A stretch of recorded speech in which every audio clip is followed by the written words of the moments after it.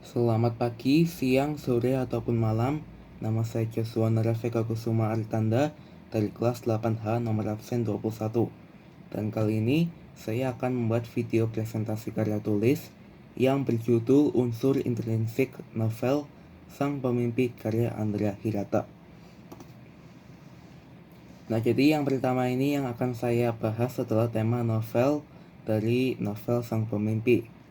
Nah, jadi tema yang tersirat dalam novel Sang Pemimpi ini tak lain adalah persahabatan dalam perjuangan dalam mempengaruhi kehidupan, serta kepercayaan terhadap kekuatan sebuah mimpi atau pengharapan.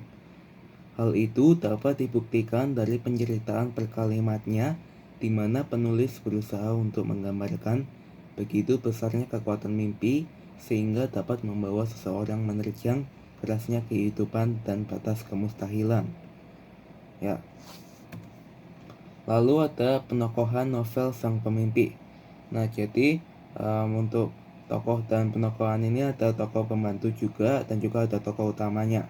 Nah, untuk tokoh utamanya ada Ikal, dan dia memiliki watak baik hati, optimis, pantang menyerah, dan juga penyuka.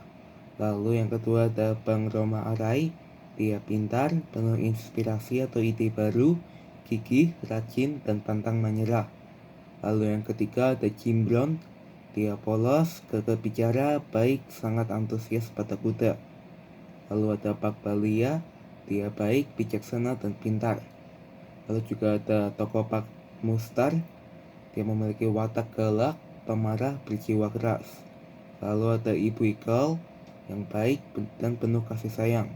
Lalu ada Ayah Ikal, pendiam, sabar, penuh kasih sayang, dan bijaksana. Lalu juga ada tokoh lain seperti Mahathir, Akyun, Pak Cik Basman, Taikong Hanim, Chapo, Bang Zaitun, Pendeta Giovanni, Makcik, dan Laksmi adalah tokoh pendukung dalam novel ini. Nah, lalu kita akan bahas alur cerita novel Sang Pemimpi. Dalam novel ini menggunakan alur gabungan, yaitu alur maju dan juga mundur. Alur maju ketika pengarang menceritakan dari mulai kecil sampai dewasa, dan alur mundur ketika menceritakan peristiwa waktu kecil pada saat sekarang atau dewasa. Lalu saya akan membahas latar novel dalam novel Sang Pemimpi. Nah, dalam novel ini disebutkan latarnya yaitu di Pulau Magai Balitong, Los Pasar dan dermaga pelabuhan, di gedung bioskop, di sekolah SMA Negeri Bukan Main, Terminal Bogor, dan Pulau Kalimantan. Waktu yang digunakan adalah pagi, siang, sore, dan malam. Latar nuansanya lebih berbau Melayu dan gejolak remaja yang diselimuti impian-impian. Lalu saya akan bahas sudut pandang novel Sang Pemimpi.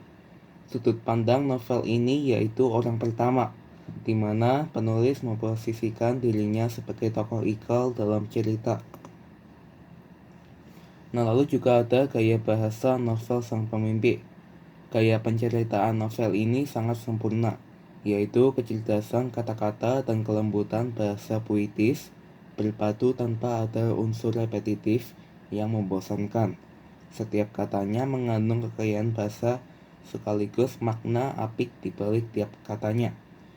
Selain itu, novel ini ditulis dengan gaya realis, bertabur metafora, penyampaiannya cerita yang cerdas dan menyentuh, penuh inspirasi dan imajinasi, komikal, dan banyak mengandung letupan intelijensi yang kuat sehingga pembaca tanpa disadari masuk dalam kisah dan karakter-karakter yang ada dalam novel Sang Pemimpi.